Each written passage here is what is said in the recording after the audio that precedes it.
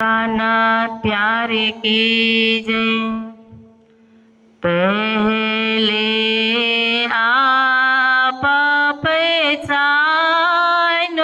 रे साधो, पहले आप पहचानो रे साधो, पहले आप पहचानो, पहले आप पहचानो रे साधो, पहले आप पहचानो। बिना आप जीने पाया ब्रह्म को, बिना आप जीने पाया ब्रह्म को, कोई न कहे मैं जानो रे साधु, पहले आप पहचानो रे साधु, पहले आप पहचानो। पीछे ढोड़ोगे घायापन, पीछे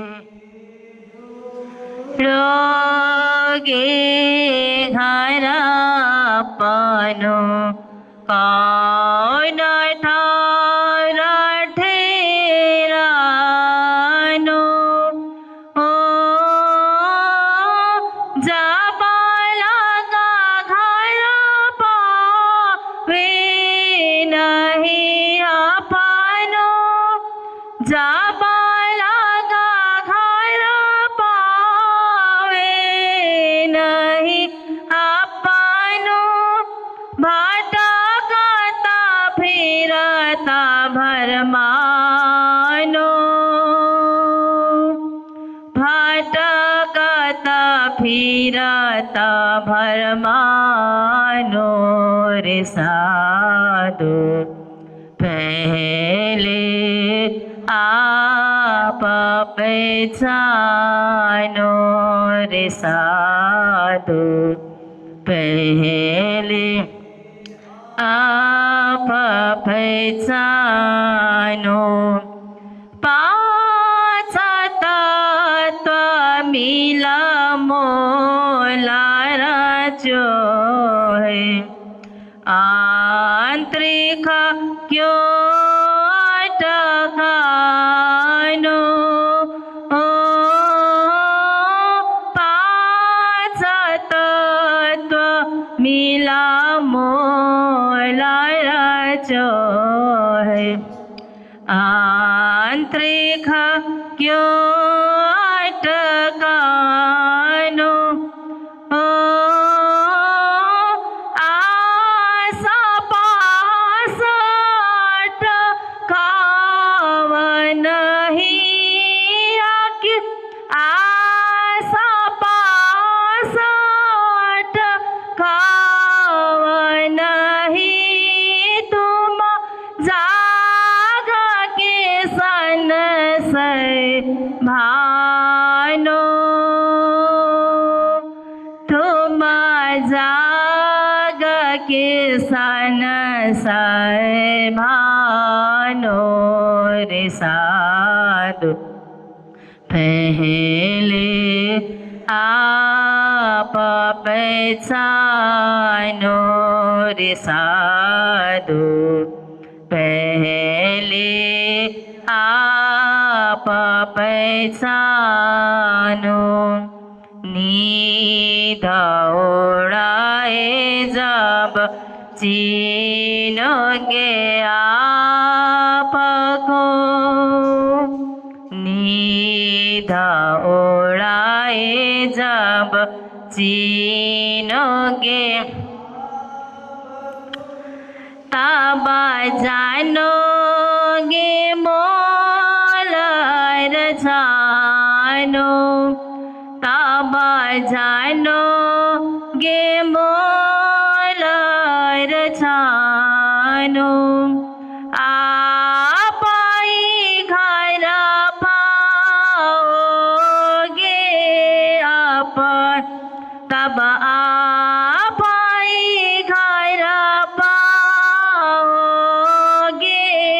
अपनो तब देखोगे अलख लखानो रे साधु पहले आप पहचानो रे साधु पहले आप पहचानो बोले चाले पर कोई न पहचाने परखत नहीं परखानो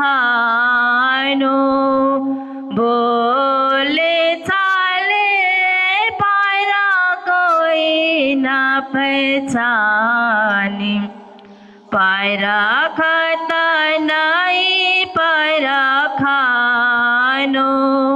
श्री मामती गए मोहे पार को जोगे तब जाए आप लखानो रे साधु पहले आप पहचानो रे साधु पहले आप पहचानो पहले आप पहचानो रे साधु पहले आप पहचानो रे साधु पहले आप पहचानो। बोले श्री प्राणनाथ प्यारे की जय। ते खेले विध तीन में छोड़े देह सुपन्न मामत कहे सुख चैन में धनी साथ मिलन धनी साथ मिलन। बोलो कृष्ण कन्हैया लाल की, श्री निजानंद स्वामी की, श्री प्राणनाथ प्यारे की, महारानी बाईजुराज की, महाराजा छत्रसाल की, गुरुजी मंगलदास महाराज की, श्री कृष्ण प्रणामी धर्म की, तीनों पुरी धाम की, सर्व सुंदर साथ की, साथ जी जागिए प्रणाम।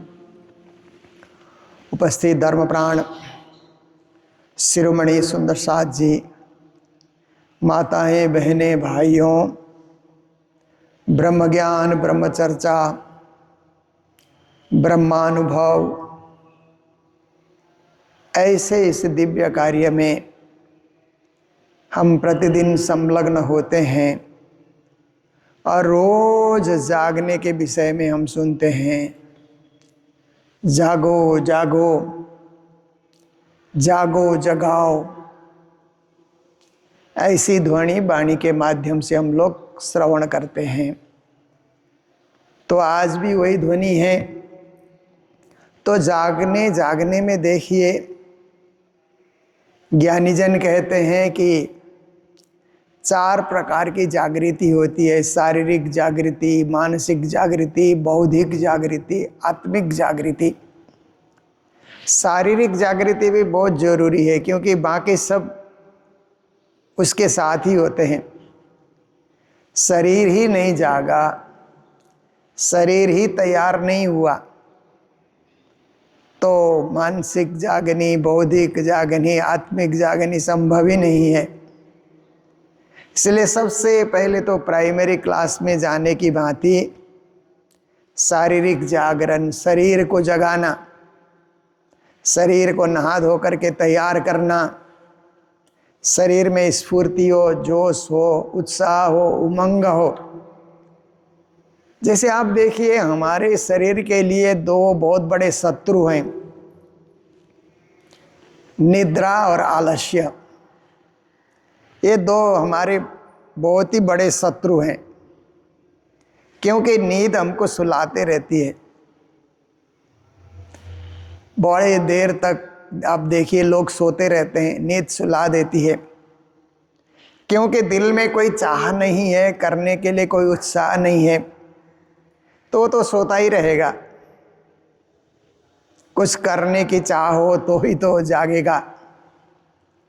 इसलिए एक कवि कहता है ना, तमन्नाएं जगाती है, नाकामी सुलाती है, ना अपनी सुबह है ना अपनी शाम साकी, ऐसे करके किसी कवि ने कहा। मन में तमन्नाएं हो, कुछ करने की तमन्नाएं हो तो जाग जाते हैं आप। जैसे हमको यात्रा करनी है तो हम जाग जाते हैं, क्योंकि यात्रा करने की एक इच्छा है हमारे मन में। और नाकामी मतलब कुछ इच्छा ही नहीं है, विचार ही नहीं है, सोच ही नहीं है, समझ ही नहीं है, बस जी रहे हैं, खा रहे हैं, जब जाग आए उठ रहे हैं, विचरण कर रहे हैं, पर कोई विचार नहीं है, उद्देश्य नहीं है, लक्ष्य नहीं है, तो सोता ही रहेगा। इसलिए दो चीज़ को त्यागना। देखिए, संसार में हम बहुत कुछ त्याग भी देते हैं और बहुत कुछ कार्य में हम विजयी भी हो जाते हैं। कभी युद्ध में हम विजयी हो जाते हैं, कभी कोर्ट में केस चल रहा है उसमें हम विजयी हो जाते हैं, वार्ता में, डिबेट में हम विजयी हो जाते हैं, खेलने में, दौड़ने में विजयी हो जाते हैं। पर नींद और आलस्य जीतने में भी हम विजयी बने, वो अंदर की चीज़ है, वो अपनी बात है, वहाँ कोई कंपटीशन नहीं है। परंतु बिना कंपटीशन के आलस्य और नींद को त्यागना और विजयी हो जाना, ये बहुत बड़ा पुरुषार्थ माना जाएगा। तो ये बहुत ज़रूरी है, साधकों के लिए बहुत ज़रूरी है, क्योंकि साधक का जीवन नियमित होता है, संयमित होता है,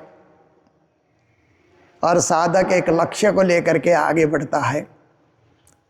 तो उसके लिए शारीरिक जागरण सबसे महत्वपूर्ण माना जाएगा। पहला स्टेप ही वही है, प्रथम सीढ़ी।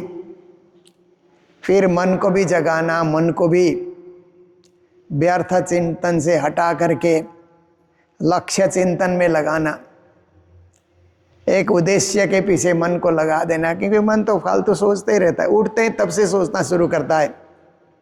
बाथरूम में नहा रहे हैं, मन कुछ सोच रहा है, चौपाई पाठ कर रहे हैं, मन कुछ सोच रहा है, आके हम आरती उतार रहे हैं, मन कुछ सोच रहा है, ऐसे हो जाता है। इसलिए इसको व्यर्थ चिंतन से प्रभु चिंतन में, परमात्मा चिंतन में इसको लगा देना, वो मानसिक जागनी है।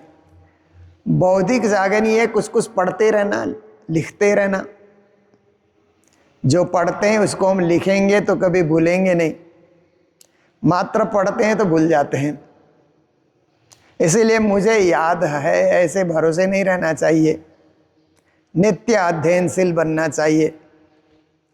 यावत जीवित अधीयते विप्रः, कहते हैं ना, जब तक वो जिंदा है विद्वान को पढ़ते रहना चाहिए, अध्ययन करते रहना चाहिए। कुछ कुछ नई बातें हम सीखें, नई बातें हम जानें, शास्त्रों की बातें, संतों की बातें, गुरुओं की बातें, कुछ ना कुछ हम, विज्ञान की बातें, राजनीति की बातें, संसार में क्या हो रहा है, ये सब बातें रोज हम सीखें, पढ़ें, सोचें, समझें, तुम्हारी बौद्धिक जागनी हो रही है, मानना चाहिए। और एक अंतिम सीढ़ी है, अंतिम पड़ाव है आत्मिक जागनी। आत्मा को ही जगा देना, जो सुसुप्त होकर के या छुप करके इन सब के पीछे बैठी हुई है सूक्ष्म आत्मा, उसको जगा देना, आत्मा जागृति। देखिए, तो इस प्रकार से श्री प्राणनाथ जी महाराज, ये राग श्री में है, ये 86वां प्रकरण कीर्तन का प्रारंभ हो रहा है। इस प्रकरण के प्रारंभ में श्री जी महाराज कहते हैं, साथ जी जागिए, हे मेरे सुंदर साथ जी आप जागिए। ये प्राणनाथ जी का जो आह्वान है ये आत्मिक जागने के लिए है, क्योंकि और सब जागने की बातें शास्त्रों में पहले से शास्त्रकारों ने लिख दिया है, तो उसी को दोबारा श्री प्राणनाथ जी महाराज रिपीट करना नहीं चाहते हैं। जो शास्त्रों में है उसको उन्होंने समर्थन दे दिया। शास्त्रों ने पहले से शारीरिक जागनी, मानसिक जागनी, बौद्धिक जागनी की बड़ी बातें की है। तो देखिए, काम क्रोध सलोभ देहे तिष्ठन्ति तस्करा, कहते हैं ना, ये शरीर के अंतर्गत अनेक प्रकार के विकार काम क्रोध लोभ मोह हैं। इसलिए तस्मात् जाग रही, जागते रहो कि ये चोर आपको, आपके माल को चोरी करके न ले जाएं, आपके विवेक बुद्धि को चोरी करके न ले जाएं। तो इस तरह से जागने की बातें तो पहले से धर्मशास्त्रों में कही गई है। तो श्री प्राणनाथ जी महाराज आत्मा जागृति की बात करते हैं, एक अध्याय और आगे बढ़ाते हुए कि साथ जी जागिए, हे मेरे सुंदर साथ जी, आप माया के खेल में आए हैं, ये माया छल वाली है, इसीलिए जागते रहो, विचार करते रहो। कहीं आप ठगे जाओगे, कहीं आप फंस जाओगे, अज्ञान में अटक जाओगे, भटक जाओगे, इसलिए जागते रहो। जागा हुआ आदमी, कहीं घर में कोई आदमी जाग रहा है तो चोर आते ही नहीं है ना, आदमी जाग रहा है। चोर तभी आते हैं जब उनको लगता है कि सब सो गए। इसलिए चोर आने का समय बताते हैं ना, 2 बजे से लेकर के 4 बजे के बीच में चोर आते हैं ज़्यादातर चोर, क्योंकि 12 बजे तक तो लोग जागते ही जागते हैं। तो 2 और 4 के बीच में घोर नींद में सब होते हैं। तो ऐसे समय में चोर मौका देख करके कहीं से घुस जाते हैं, कुछ सामान लेकर के भाग जाते हैं। तो देखिए, पर जो रात भर जगा, कोई ऐसा घर है कि रात भर जगे लोग, या कोई ऐसा आश्रम है कि नाइट गार्ड है, रात भर जागता है, तो रात भर नाइट गार्ड जाग रहा है तो चोर कहाँ से आएंगे फिर? यहाँ तो गार्ड रखा हुआ है, 24 घंटे के गार्ड हैं, इसलिए चोर को मौका ही नहीं मिलेगा। तो जागने से विकार नहीं आते हैं, हम निर्विकार हो जाते हैं। तो श्री जी कहते हैं, साथ जी जागिए। सुन के ये शब्द आखर, कहते हैं मेरे शब्द जो हैं आखर के शब्द हैं, क्योंकि पहले शास्त्र लिखे गए, संतों की वाणियाँ आई, और प्राणनाथ जी उसके बाद बोल रहे हैं। जब प्राणनाथ जी बोल रहे हैं तो सब बातें बोली जा चुकी है, लिखी जा चुकी है, अवतरित हो चुके हैं। इसलिए अपनी वाणी को आखिर की वाणी, उन सब के बाद लास्ट में प्राणनाथ जी महाराज बोल रहे हैं ना। प्राणनाथ जी महाराज के बाद कवि बहुत हो गए, लेखक कवि बहुत हो गए, पर एक अवतरित वाणी जो है, इसको आखिर के रूप में प्राणनाथ जी स्वयं दर्शा रहे हैं। तो इसमें जो शब्द हैं उन शब्दों को आप सुनो, स्वीकार करो, ग्रहण करो, जीवन में उतारो। सकल आयुध अंग साज के, फिर कहते हैं कि अपने शरीर में आयुध हथियार को कहते हैं, तो सब अंगों में हथियार साजो। तो आप देखिए, कहीं युद्ध हो, लड़ाई हो, तो आर्मी की ड्यूटी होती है ना कि शत्रु पक्ष को परास्त करे। इसलिए आर्मी को देखिए कि जो कपड़े पहनते हैं कई जेब होते हैं, उनके पैंट में भी कई जेब होते हैं, वहाँ पर गोला बारूद कुछ ना कुछ वो डालते हैं। पूरे शरीर में हथियार सजा करके गुप्त रूप से शत्रु को पता न लगे, इस तरह से पूरे अंग में कुछ कुछ कुछ कुछ कुछ कुछ हथियार डाल करके अपने आप को सजा करके युद्ध में जाते हैं। पर सुंदर साथ को क्या करना है? सुंदर साथ को कोई हथियार लेकर के संसार के युद्ध में जाना नहीं है, पर अपने ही विकारों को जीतने के लिए, अपने दोष को जीतने के लिए, अपने आप को जीतने के लिए और खुद में विजयी होने के लिए हमें हथियार सजाना है। तो हमें सेवा, सुमिरन, शील, संतोष, विवेक, बुद्धि, श्रद्धा, भक्ति, ऐसे ऐसे दिव्य हथियारों को अपने अंदर सजाना है, क्योंकि उन हथियारों के द्वारा, उनको हथियार कह भी नहीं सकते हैं, परंतु श्री जी महाराज ने यहाँ जब आयुध शब्द का प्रयोग किया है तो मान करके चलें, क्योंकि हमारे अंदर के दुर्गुणों को भगाने के लिए, तोड़ने के लिए, नष्ट करने के लिए, मारने के लिए ये सब चीज़ें हैं ना। इसलिए इनको भी आयुध के रूप में, आयुध के रूप में हम लोग स्वीकार कर सकते हैं। तो अंग में सजाना है, उनको बाहर नहीं सजाना है, वो अदृश्य वस्तु है, इसलिए दिल में सजाना है, मन में सजाना है, भावना में सजाना है, अच्छे अच्छे गुणों को सजाना है अपने अंदर। दौड़ मिलिए धनी निज घर कहते हैं।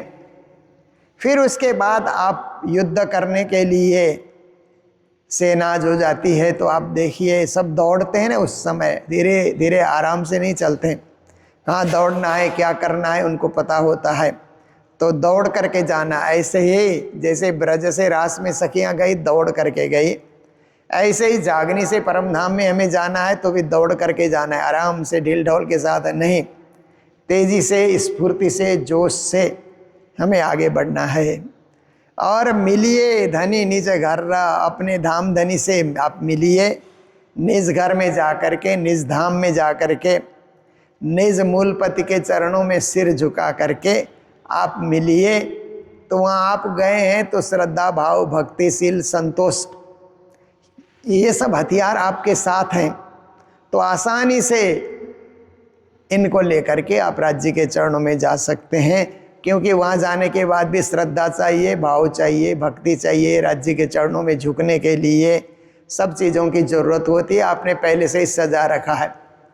जैसे हम लोग सोचते हैं या श्रद्धालु सुंदर साथ सोचते हैं ना, मंदिर जाना है, अगर ये विचार मन में आ जाए तो हमारे सुंदर साथ क्या करते हैं, पहले फूल तैयार करते हैं, फल भी जहाँ मिले तो फल भी अपने थैली में डाल लेते हैं, फूल डाल लेते हैं, और वहाँ जो रुपया पैसा चढ़ाना है या रुमाल चढ़ाना है वो भी डाल लेते हैं, वस्त्र भी डाल लेते हैं और द्रव्य भी डाल लेते हैं वहाँ चढ़ाने के लिए।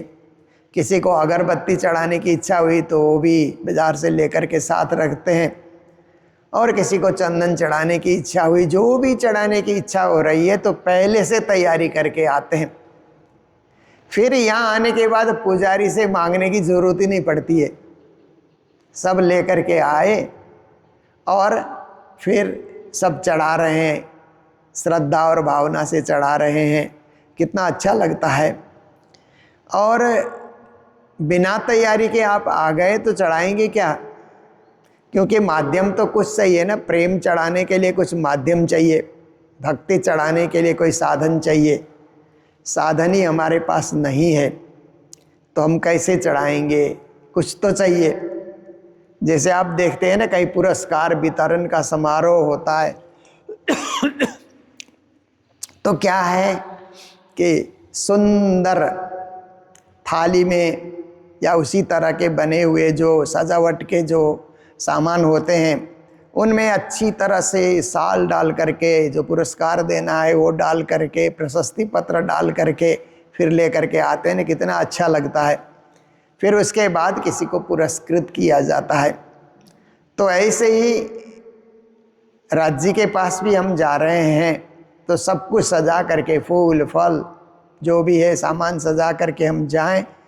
और ये बाहर की बातें हैं ये सजाने की, पर मन में ही सजा करके, दिल में ही सजा करके हम लोग जाएं तो कहते हैं दौड़ करके जाइए और धनी से निज घर में जा करके मिलिए। धनी के कहलाए मैं कहे तुमको चार सबद्ध। अब श्री जी महाराज और आगे हमें मार्ग निर्देश करते हैं कि ये जो वाणी है जो उतर रही है वो साक्षात धामधनी पूर्ण ब्रह्म परमात्मा का आदेश है, जो मूल मिला में बैठे हैं, मूल स्वरूप। और धनी श्री देवचंद्र जी, मूल स्वरूप ने धनी श्री देवचंद्र जी को आदेश दिया। सबसे पहले श्री देवचंद्र जी ने मिराज ठाकुर को आदेश दिया। इसीलिए कहते हैं कि ये शब्द मेरे नहीं हैं, मेरे धनी के हैं, मेरे स्वामी के हैं, मेरे मालिक के हैं, मेरे सदगुरु के हैं। तो उनके कहलाए, उन्होंने कहा ये कहो, ऐसा कहो, ऐसे वाणी उतारो, ऐसे प्रकट करो, उन्होंने आदेश दिया। तो मैं कहे माध्यम मैं बना, मुख मेरा प्रयोग हुआ परंतु शब्द धनी ने प्रदान किया। तो इस तरह से उनके कहलाए हम कह रहे हैं तुमको चार सबद्ध। इसलिए श्री जी ने कहा ना, बेहद के साथी सुनो बोली बेहद बानी, बड़े बड़े रे होए गए पर काहू न जानी। बेहद के है मेरे साथी सुनो ये बोली बेहद बाणी। तो गुरु महाराज इसका अर्थ करते थे यहाँ की बोली में बेहद की बाणी, बेहद की बाणी को दुनिया की बोली में सुना रहे हैं, दुनिया की भाषा में। तो इसी तरह से परमधाम की बातें हैं परंतु शब्दावली श्री प्राणनाथ जी महाराज उसमें प्रयोग कर रहे हैं, शब्द उनके हैं। तो कहते हैं तुमको चार शब्द, चार शब्द धनी ने हमें दिया और चार शब्द से ही संपूर्ण वाणी का विस्तार हुआ। तो आप देखिए कि श्रीमद् भागवत में कहा जाता है कि सबसे पहले चतुश्लोकी भागवत कहते हैं ना, 4 श्लोक उतरे, ब्रह्मा जी के मुख से 4 श्लोक उतरे, फिर 4 श्लोक से ही पूरे भागवत का निर्माण हुआ, विस्तार हुआ, व्याख्या हुई।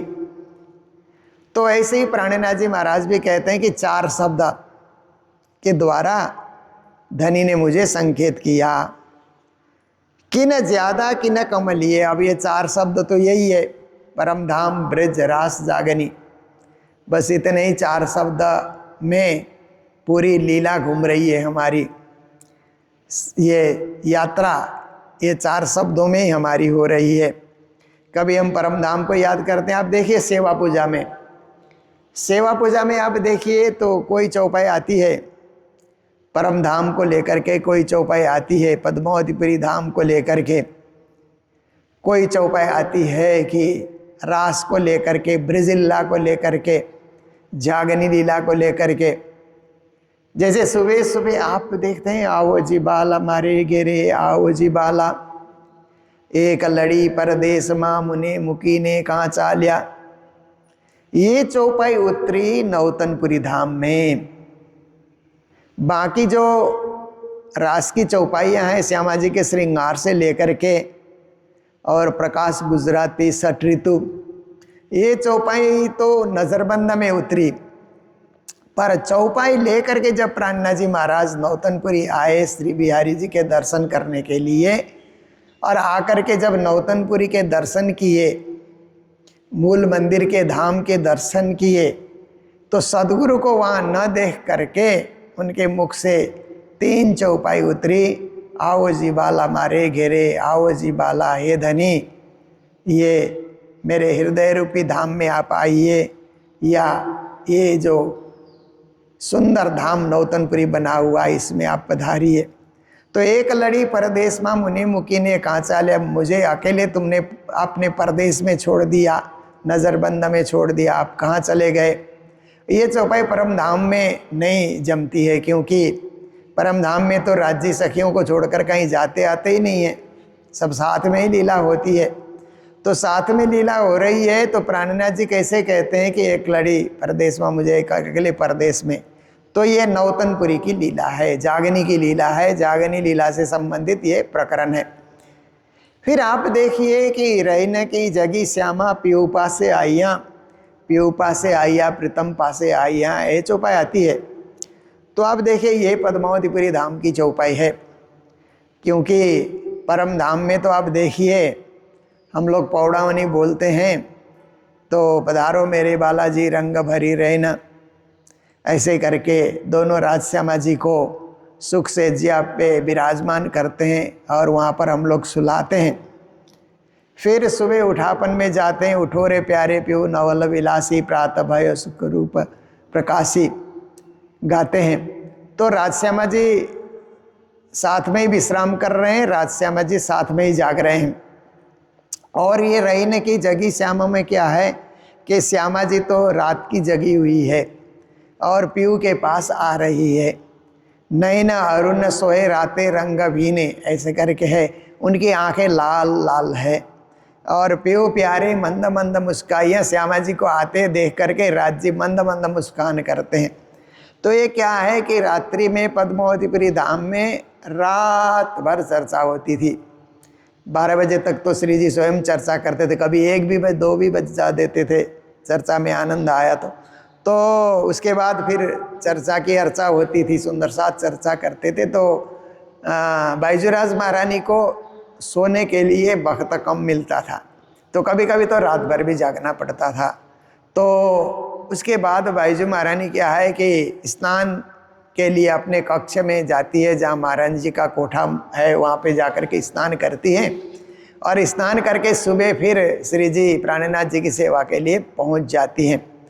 तो रैन की जगी श्यामा मतलब बाईजूराज महारानी रात भर की जागी हुई हैं और पीऊ पासे आइयाँ जब प्राणनाथ जी महाराज के पास आते हैं तो रात भर के जागने से ऐसा लगता है कि महारानी बाईजूराज की आंख भी लाल लाल हो गए हैं, नहीं न अरुण उदय होते हुए सूर्य की भांति लाल दिखाई दे रहे हैं।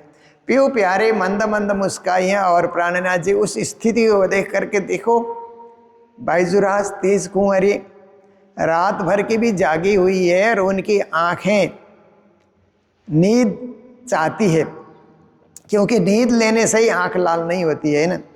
पर बाईजूराज को सेवा में इतना दिल लगा हुआ है कि अपने शरीर का और अपने आँखों की भी चिंता नहीं करती है। ये सोच करके श्री प्राणनाथ जी महाराज मंद मंद मुस्काइयाँ थोड़ा मुस्कुरा करके उनको देखते हैं। ये जागनी की चौपाई है। फिर हम लोग सुख को निधान जय सुख को निधान जब गाते हैं तो उठी बैठे दो से ज्या सुखदाई, ये परम धाम से संबंधित सेवा पूजा है कि वहाँ परम धाम में 5वें भोग में दोनों सुख से ज्या पे विराजमान हो गए। आरती साजी इंद्रावती लाई, फिर इंद्रावती सखी आरती लेकर के आती है, आरती उतारी जाती है। तो फिर मारा बालाजी चलो जमुना जल जिलिए, ये भी परम धाम का है। तीजी भोम की जो पड़साल, ये भी परम धाम का है। उससे पहले हम चंदन चढ़ाते हैं, वो भी सब परम धाम का ही विषय है, क्योंकि वहाँ सब भाइयों का नाम आता है, सखियों का नाम आता है, वो सब परम धाम की सखियाँ हैं।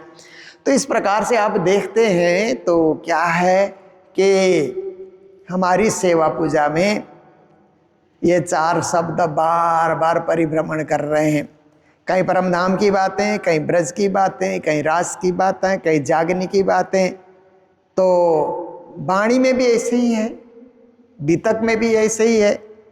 तो इस तरह से आपको 4 शब्द सुना दिए गए, कि न ज़्यादा कि न कमलिए। किसी ने इसको बढ़ाया, हमारे कई परमहंसों ने ब्रज की बातें श्री जी ने की तो ब्रज के कितने भजनों की रचना कर डाली हमारे परमहंसों ने। देखिए रास के लिए भी कितने जो है उन्होंने रास के गरबा इत्यादि उन्होंने लिख करके तैयार किए, आप देखिए।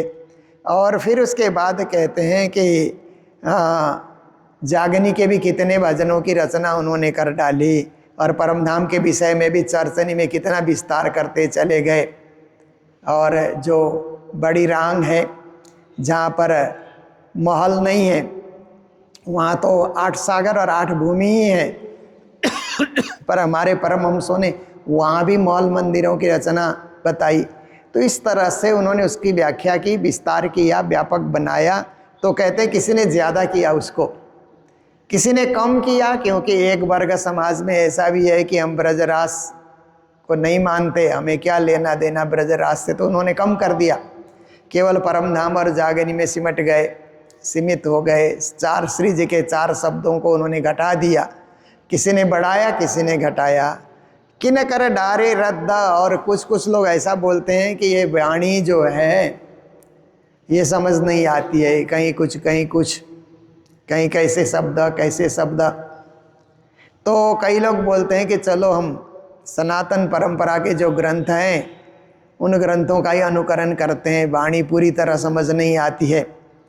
कहीं हिंदुओं को समझाया, कहीं मुस्लिम को समझाया, कहीं ईसाइयों को समझाया है, अलग अलग भाषाएं हैं।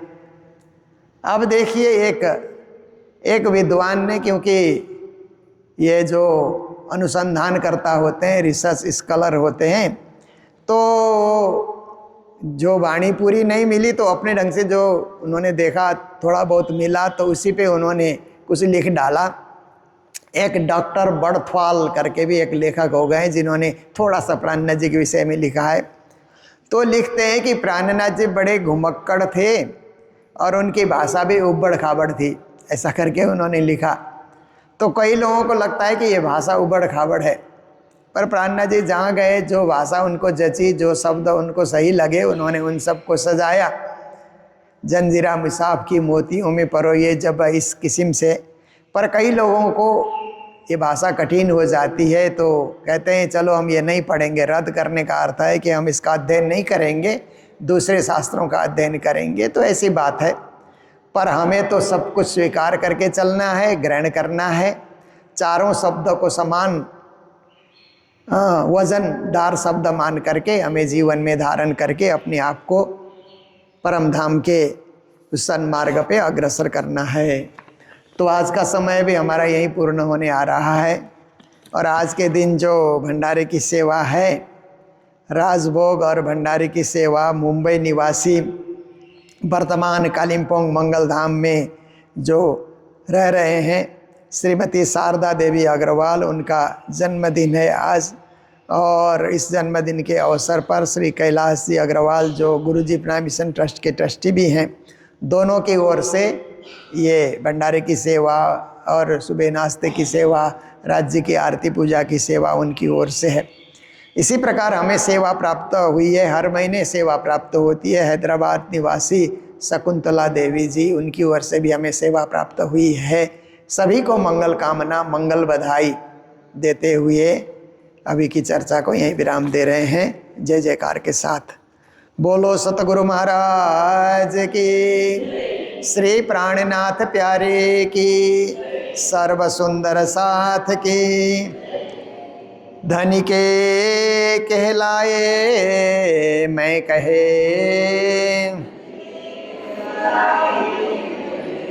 तुमको 4 शब्द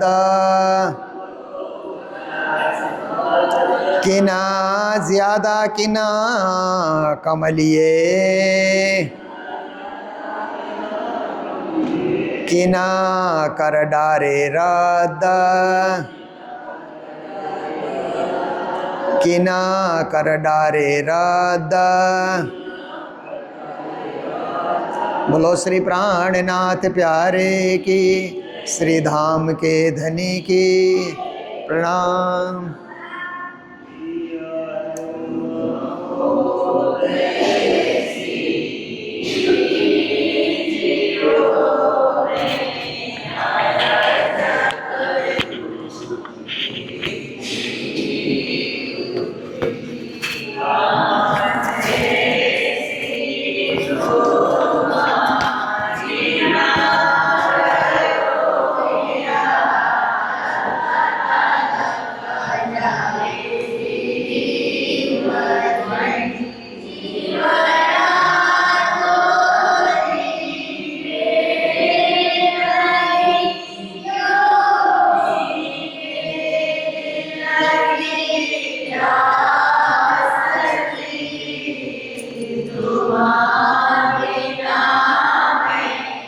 Amen.